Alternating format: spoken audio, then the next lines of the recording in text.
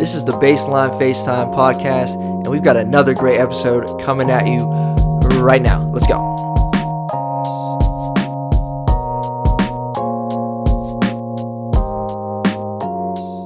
Hey, what's going on, everybody? Welcome back to the Baseline Facetime Podcast, episode 36.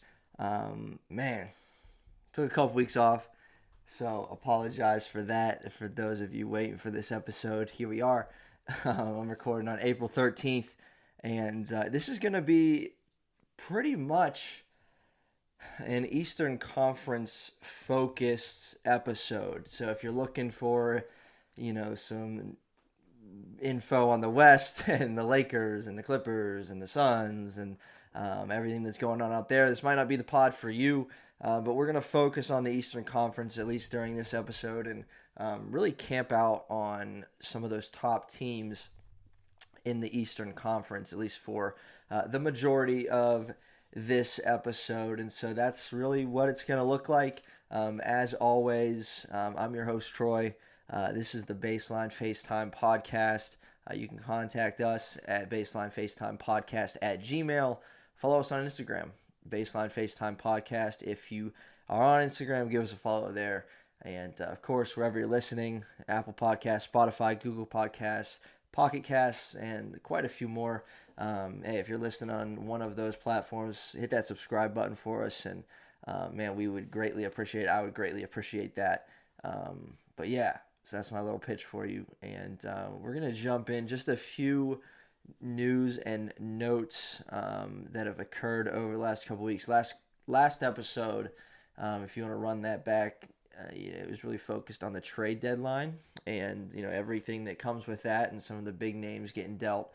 I think I recorded actually on deadline day or that evening, and so a lot of stuff in there, just on a lot of players moving places, and so we have a lot of familiar faces in new places, a few on contending teams. We talked about that again on episode 35 of the pod. A couple news, again, just some notes that have occurred since then. Jamal Murray, I believe last night on Monday, the April 12th, came down with a torn ACL, done for the season. Man, that hurts.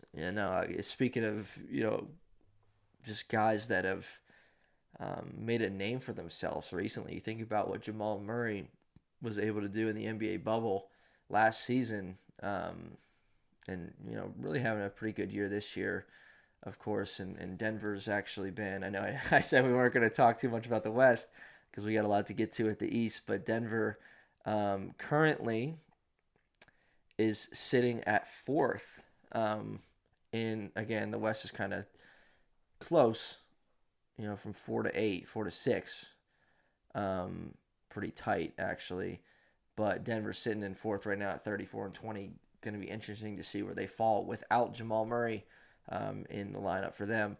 Something interesting also happened on, I think it was Monday or Sunday night. The Orlando Magic, and I don't know if you've heard this before, but the Orlando Magic had 0 starters in double figures. 0 starters reached double figures in scoring in a blowout loss at home to the Milwaukee Bucks. Again, either Sunday or Monday night, the 11th or 12th of April. Man, that's like crazy. I don't know that I can remember that happening. It doesn't happen often. That's why it's newsworthy. But 0 starters. They had, I think, 1 or 2 guys off the bench who were able to hit that double-figure clip. But that's just like wild to me. The Orlando Magic, 0 starters. They are toward the bottom of the Eastern Conference, if you couldn't have guessed. But man, that's crazy. The Utah Jazz were looking to get 25 straight wins at home. And they actually lost that one last night to the Wizards. Pretty tight game toward the end. Russ had a remarkable triple-double, I think like 20, 30, 14 boards, 14 assists, somewhere in there. Bradley Beal had over 30. That's a scary backcourt, as we know. But, man, Wizards were looking for 25 straight. Their win streak at home is snapped at 24. They currently have a game-and-a-half lead in the West. And that brings us to our baseline baller of the week. We're doing that early in this episode. Again, we're going to get to the East here in just a second. But Gary Trent Jr. In the Eastern Conference now with his new Raptors team in a blowout win over the Cavs this past Saturday. Listen to these numbers. Gary Trent Jr. If you haven't heard the name, hopefully you will soon. He had 44 points, 7 boards, 4 assists. Again, emphasis on the 44, but emphasis on how he did it. Second time ever, second player to ever do this. He had 44 points on 17 of 19 shooting. He joins Klay Thompson as the only player to ever record 40-plus points on 85% shooting, 85% plus, while attempting at least 9 threes in that game. So 17 of his 19, or 17 for 19 from the floor, while 9 of those, 9 plus, came from the three-point line. Just remarkable stuff. To join Klay Thompson in any category is pretty spectacular. We know what he's able to do. But for Gary Trent Jr. to be just the second player to do that, pretty remarkable. And so that is why we award him the Baseline Baller of the Week. Again, with the new Raptors team that he finds himself on. All right, we're ready. We're ready. Let's shift gears to the Eastern Conference and talk about the standings there, some playoff outlook as we're really creeping up on just a month to go in the NBA regular season. We're getting closer and closer and closer to the playoffs. And so, let me see here. I think the NBA regular season wraps up on,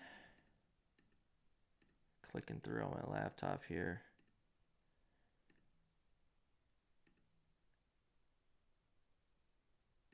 Looks like it wraps up on Sunday, May 16th.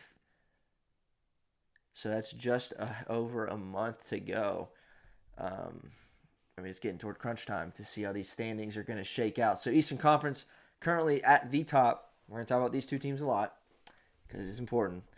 Sitting at 37-17, both the Philadelphia 76ers and the Brooklyn Nets. 37-17. Next closest is the Milwaukee Bucks, who are 3.5 back at 33-20. Followed by just a chaos group. It's really going to be interesting to see how seeds 4 through 8 end up panning out. You got the Atlanta Hawks, Miami Heat, Charlotte Hornets, Boston Celtics, and the New York Knicks, all within a game and a half between 4 and 8. That's significant. And it shows you just how good those top 3 teams are and how significant the gap is. Very, very small between seeds 4 through 8 in the Eastern Conference. Again, you got teams like Miami Heat and Boston Celtics. Miami's the Eastern Conference defending champs. You got the Boston Celtics, who have high aspirations and certainly did coming into this year. Sitting at just 2 games over 500 right now. But I wouldn't want to see them in the playoffs. I wouldn't be crazy about that as a first-round matchup. Currently would be matched up with the Brooklyn Nets if the playoffs started today. So there you have it. That's the Eastern Conference. One thing, again, I told you we're going to focus in on those top couple seeds. Because I think, in my opinion, the 1 seed in the Eastern Conference is absolutely crucial this year. Whoever gets that is setting themselves up nicely and favorably. So the 1 seed is huge, and here is why. So again, we talked about the 76ers, Nets, Bucks. That's the top 3 seeds in the East. That's what it will be at the end of the season. In what order? I don't know. However, whoever gets the 1 seed, here's why it's big. If things were to work according to plan, the 76ers would, plan, again, bias as a 76ers fan. If it were to work according to plan, whoever gets the 1 seed, let's say it's the 76ers. Okay, 76ers get the 1 seed, they play the 8 seed. Let's say that's the Knicks. The next round, they would play, either the Atlanta Hawks, the Miami Heat, someone in there. Then in the Eastern Conference Finals, again, if everything would go according to plan for that 1 seed, they would finally match up with either the Nets or the Bucks in that Eastern Conference Finals. Now, what's different? If you fall into that 2 seed, so let's say the Brooklyn Nets or the Bucks, they're the 2 and the 3 seed. Let's say that's how it plays out. those teams would potentially match up the round before the Eastern Conference Finals in the Eastern Conference semifinals. Okay, so if you're the Bucks, now let's say you got to play the Celtics in the first round, then you have to play the Nets, then you'd potentially have to play the Sixers. So of those top three teams, whoever gets the one seed only has to play one of the other teams that are at the top. That's vital, right? If you expect to come out of the Eastern Conference and you sit in the 2 or 3 seed, that means you're going to have to beat two of these teams, either the 76ers, the Nets, or the Bucks. Whatever team you're not, or whatever team you are, you have to beat the other two if you come out of that second or third. It's just a little tougher. It's just a little tougher, no matter what you think about those three teams and how they shape out. Whoever gets the 1 seed, again, the Nets and Sixers are tied for first, and the Bucks are now 3.5 back, kind of slipping a little bit. Whoever gets that 1 seed is gonna like it a lot. Not to mention the home court advantage factor that team will have. So the 1 seed, there's no doubt about it, is absolutely crucial this season. The Sixers have a tough schedule ahead. Of course, I know what their schedule looks like. I'm not sure, what the Bucks are looking like and the Nets are looking like strength of schedule wise. But what I'm thinking right now, as the Sixers and Nets are tied atop the East, in my opinion, that 1 seed is going to be decided. Again, there's a month to go, but that 1 seed is going to be decided over these next 2 weeks. And let me tell you why. The Sixers, over these next couple weeks, have definitely their toughest stretch of games back to back to back to back. So the Sixers played Dallas. They played Dallas last night. Got a pretty easy victory in Dallas. They play the Brooklyn Nets in Philadelphia tomorrow night, 7 o'clock, I believe, 7:30 on ESPN. Must see TV there to see who can set themselves up in that 1 seed firmly alone, at least for the time being. So that's a big one. Then they bring it back Friday night in Philadelphia against the Clippers. Tough game there. Then they host Steph Curry and the Warriors, and Steph dropped 50 last night, passing Wilt Chamberlain on the all-time Warriors scoring list, so shout out to Steph Curry. But if your team has Steph Curry and he's healthy, you got a chance to win, so that's not a gimme necessarily. Then they play the Phoenix Suns at home. Phoenix, and we know what they're doing this year, looking great. And then they have back-to-back in Milwaukee against the Bucks. That's a tough 6-game stretch that lies ahead for the 76ers. And I think that, if they are tied or have a better record than the Brooklyn Nets, then that 1 seed is theirs to lose, because the final 12 games after that, they only face 2 playoff teams, being the Miami Heat and the Atlanta Hawks. So, again, depending on how the 76ers fare over this next 6 stretch of games, it's going to tell a lot. And so excited to see where the Sixers are at the end of that stretch. Again, Brooklyn, Los Angeles Clippers, the Warriors, the Suns, and the Bucks back-to-back. That's a tough stretch. Thankfully for the Philadelphia 76ers, they do have Joel Embiid back in the lineup. So we'll see. That's a gauntlet. So if they want that 1 seed, it's going to happen. It's going to happen by faring well and doing well over these next 6 games. All right. So again, I said the Nets and the Sixers do battle tomorrow night, Wednesday, April 14th on ESPN. Must-see TV. That's going to be a good one. Not sure who's even around for the Nets. I mean, it's crazy the situation they've been playing. Without some of their stars, with Kyrie, KD, and Harden all missing time. Kyrie, I think, missed a game today due to personal reasons, so not sure if he'll be in the lineup tomorrow. Durant is back and looking good, but does he play in a back-to-back? Fresh off injury, he played today. That's something I just thought of right now. Does Durant go tomorrow night against the 76ers? And then Harden, I believe, is still out. So we'll see. We'll see. It's a big game, but again, what really matters is this next month and this next stretch. Who's going to get the 1 seed? That's what's important.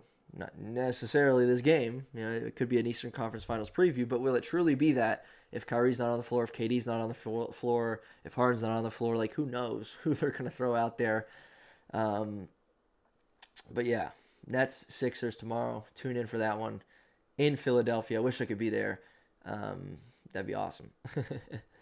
So something else worth noting, a couple Sixers stories to round out the pod today. So Ben Simmons has been kind of taking shots at people lately. Last couple of days. I don't know if you want to say shots, but that's what I like to call it. So Ben Simmons kind of was asked about the Brooklyn Nets and the matchup with them coming up tomorrow. And here is a quote from Ben. He said, "We're going for the past champs, the Lakers. They're the ones who won a championship, so you got to give the respect to them. Obviously, Brooklyn has a lot of talent." Again, he's asked about Brooklyn. But at the end of the day, Ben says there's only one ball, and you got to play defense too. All right, and you can see where maybe a little jab comes in. Obviously, Brooklyn has a lot of talent, but at the end of the day, there's only one ball. That's a fact. That's true. And you got to play defense too. So obviously, he's taking a shots at this offensive powerhouse that the Brooklyn Nets now showcase with three of the most uniquely gifted offensive players in the history of basketball on one team. But there's only one ball to share. And they have been known to have some defensive woes. This Brooklyn team, Simmons, of course, is a guy that, hangs his hat on the defensive end. And so, just interesting to hear Ben say that, again, the team that everybody wants to knock off is the Lakers. They're the defending champs. Given the talent that Brooklyn has, they're certainly a favorite this year. But we'll see. The Lakers are the champs until further notice. And then, I think today on The Jump or one of those TV shows on ESPN, Simmons was asked. Again, they kind of set him up for this in a way where he had to say something that pleaded his case, I guess. So he was asked if he or Rudy Gobert should win Defensive Player of the Year. What do you expect Ben to say? You expect him to say, yeah, me. And he did that, and he went a little over the top, a little extra with how he did that. So he took a shot at Rudy. He said, respect to Rudy. He's a great defender, blah, blah, blah. But he said, he guarded me in Utah, and I had 42. Ben's career high came in Utah against Rudy Gobert and the Utah Jazz in a loss, albeit. But he said, I had 42, and apparently I'm not a scorer because he knows what the media says about his scoring woes and his challenge of shooting the ball and all of that. But he in his case for who should win Defensive Player of the Year, he says, well, the other guy in Rudy Gobert, I actually had a career high against him, and I'm not even a scorer. So, is Ben right in making these statements? I don't know. However, especially in the Rudy Gobert deal, like, what do you expect Ben to say? Like, Ben's going to defend himself. Ben, again, he hangs his hat on the defensive end. He's even said recently, I don't want to be the second or third best defensive player in the NBA. I want to be number one. I want to be the best defensive player in the NBA. Ben takes pride in being able to defend 1 through 5. He also said that about Gobert. Gobert's not a guy that can just go defend anyone, which is absolutely valid. That's a unique part of Ben's game that not many others, if any, possess as well as he does in this league. He's a point guard who can defend the point guard. He can defend the 2. He can defend 3, 4, 5 on the opposing team without a doubt. He's that good. He's that elite on the defensive end. And so, yeah, we'll see how the Defensive Player of the Year race ends up. It certainly does seem to be between those two guys, both deserving, in my opinion, and we'll see who gets it. So, last thing I wanted to close with, another Sixers-related story that dropped this week, but in reference to something way back in the day. Billy King, a former Sixers GM, had an interesting story. I don't know what it dropped in an article and interview what, but he said this. in regard to Allen Iverson when he was injured at times. He said he didn't want to take a day off in games. Practice, yeah, maybe, we know that. But games, he didn't want to take time off, says Billy King. When he was injured, we used to hide his jersey. They used to have to hide Allen Iverson's jersey so that he wouldn't be on the floor. He continues, he says, one time he found his jersey. He found it. It was hidden. He found it, but he didn't have any shoes. He was trying to send the ball boy to Foot Locker around the corner and said, all right, just give me a pair of Reeboks. I can play in those. Can you imagine as a ball boy having Allen Iverson come up to you, 45 minutes before tip-off, whatever the case may be, and saying, bro, like, go get me these shoes. Go around the Foot Locker around the corner. Give me these shoes, and I'm going to play. Like, bro, that's crazy. That's crazy. And then apparently when that fell through and the ball boys couldn't do it, said no, whatever, chickened out. He said then, this is Billy King still talking about Allen Iverson and his desire to get in games. He said then he pointed to an attendant and said, what size are you? Just give me those shoes. He wanted to play so bad, says Billy King.